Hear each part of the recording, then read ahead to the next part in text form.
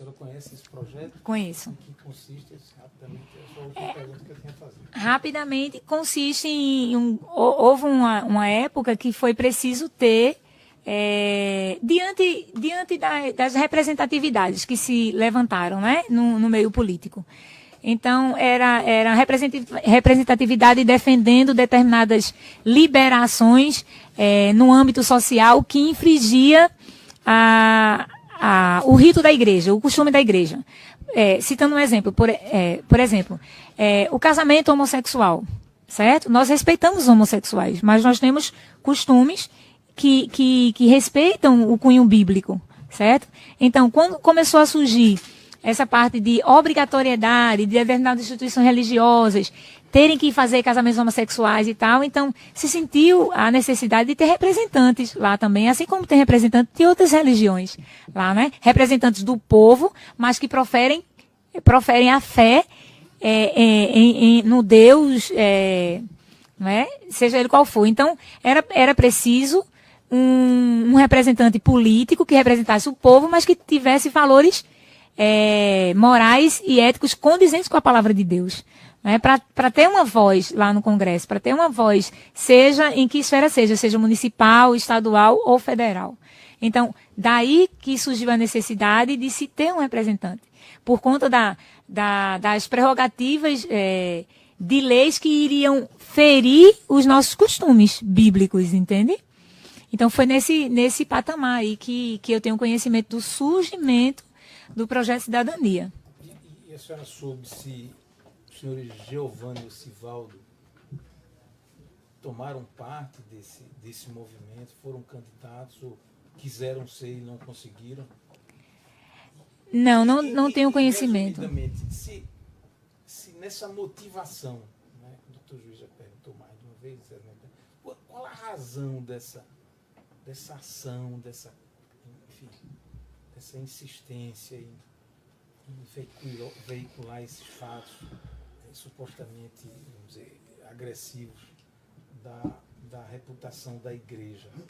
Tem uma conotação política? Tem a ver com esse projeto de cidadania ou com a política no sentido mais amplo? Não?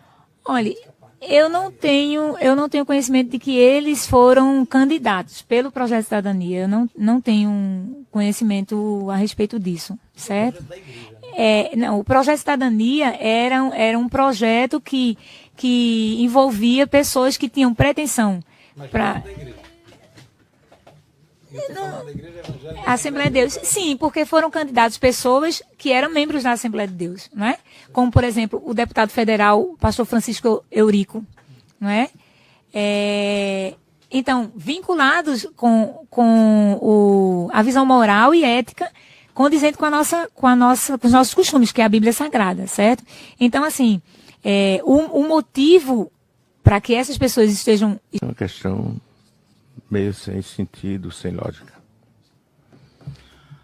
A Gemima também, a testemunha aqui em audiência, diz que a nossa igreja, a Assembleia de Deus no estado de Pernambuco, temendo leis contrárias aos nossos costumes, por exemplo, ela citou casamento de homossexuais, indicou candidatos a ser eleito pelo projeto Cidadania.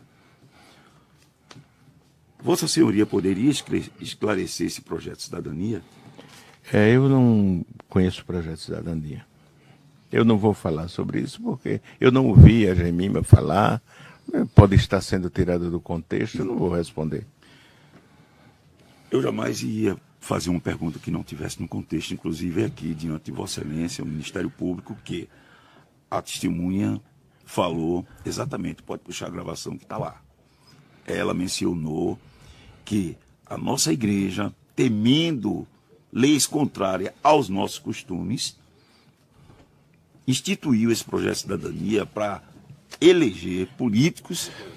Isso não faz. Questionou a veracidade da informação da testemunha.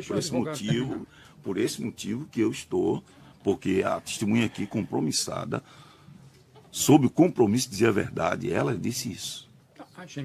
A Gemima, eu estou falando de Gemima. O projeto de cidadania.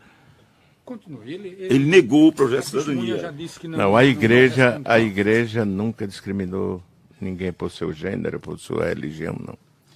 Sobre o projeto de cidadania, o senhor poderia dizer alguma coisa?